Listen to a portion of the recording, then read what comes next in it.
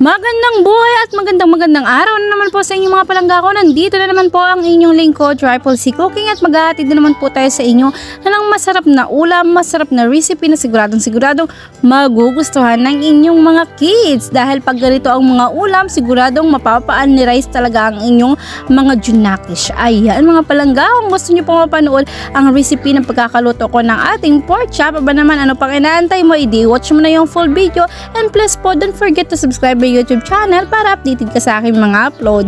Ayan, napakasarap at napaka-crispy, kaya arat na!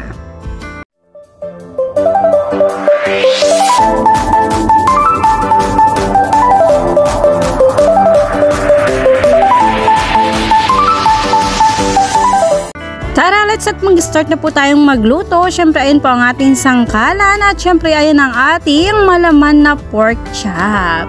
8 piraso po yan mga manay, mga palangga. Kaya naman mag-start na po tayong mag-marinate. Ayan po ang ating lalagyanan. Meron po tayo dyan ang asin at syempre yung ating pinong paminta.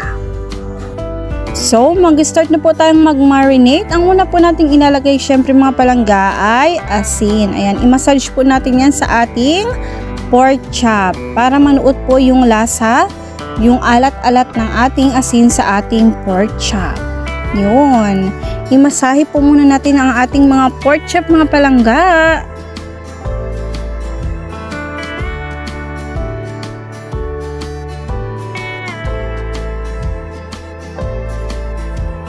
At ayan mga palangga, tapos na po tayong mag-massage ng ating pork chop. So, maglalagay na po tayo dyan mga palangga ng pinong paminta. Mga 2 kutsarita lang po yan ang aking inilagay. Yun. At iset aside lang po natin yan at maghiwa po tayo ng calamansi. Yun.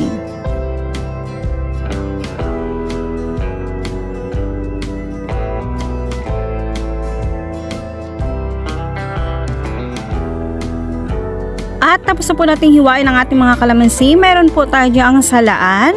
Ayan. At yan po natin pipigain yung ating kalamansi.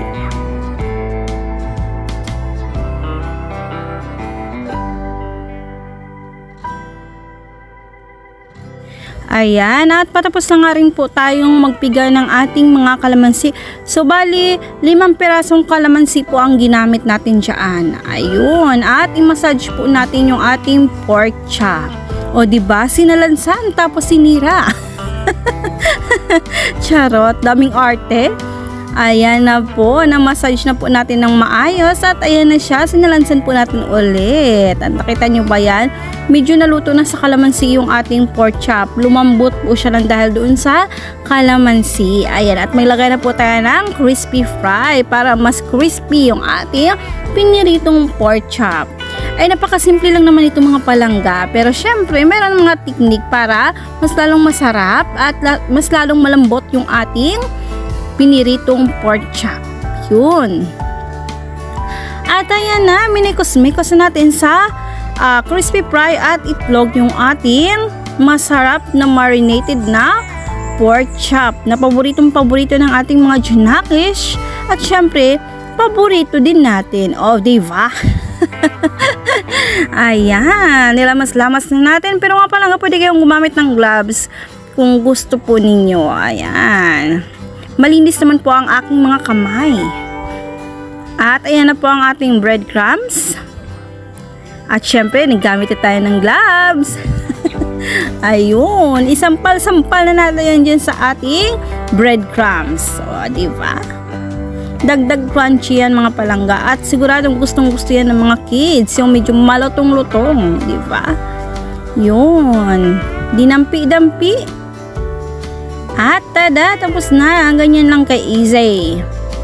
Ayun, at syempre kukuha tayo ng lalagyan. Ayan, diyan natin isasalansan ulit yung ating pork chop. And then, parehas lang po ng procedure doon sa mga natira nating pork chop. Ganyan lang ka dali at kabilis lutuin. Diba? Ayun.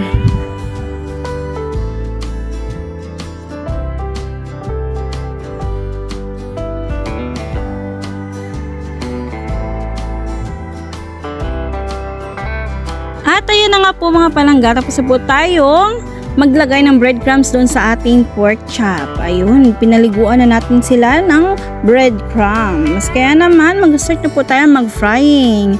Ayan na, kumukulo na yung ating mantika or mainit na yung ating mantika. Kaya naman, ilubog na natin yung ating malalapad na pork chop. Ayun, o diba? Kulong-kulo ang ating mantika. Kaya naman, nabilis na naluto yung ating pork chop. Ayan, 3 lang po ang kasya sa aking kawali.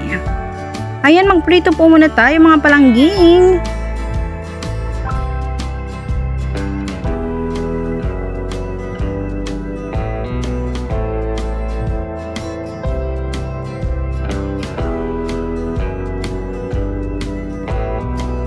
Ayan, at naluto na nga yung ating first batch. Ayun, napakaganda ng pagkakaluto. Golden brown lang ang kulay ng ating pork chop. Ayan, napaka-crispy kaayo. At may nakaabang na dyan. Nakaabang na yung aking anak ng panganay sa unang luto ng ating pork chop. Ayun, at syempre, yung iba lulutuin din po natin. Ayan, pangalawang salang.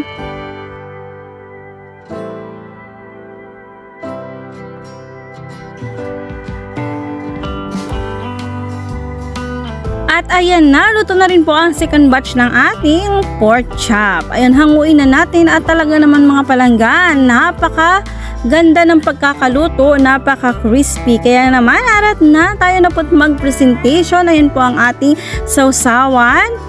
Spicy ketchup, yan ang paborito naming sausawan. At syempre para tanggal umay, mayroon tayong cucumber salad. At tingnan nyo yan kung gaano yan ka-crispy. O diba na-imagine nyo ba yung malutong-lutong na pork chop? Yung balat na tumutunog-tunog, o saan ka pa, diba? Kaya naman mga palangga, kung gusto nyo pong subukan ang recipe ng pagkakamarinate ko ng pork chop, ng piniritong pork chop namin or fried pork chop, subukan nyo na po. Gayahin nyo lang po yung procedure ng pagkakamarinate ko po ng ating marinated pork chop. Ayan, thank you so much po mga palangga sa inyong pagsubaybay ng aking mga upload, sa inyong pagtsagang panunood. Ayan, sana nakakatulong sa pang-araw-araw na ulam ninyo mga palangga. Ayan, thank you so much po, and don't forget to subscribe and click the notification bell para updated kayo sa aking mga uploads. Thank you so much. Bye-bye!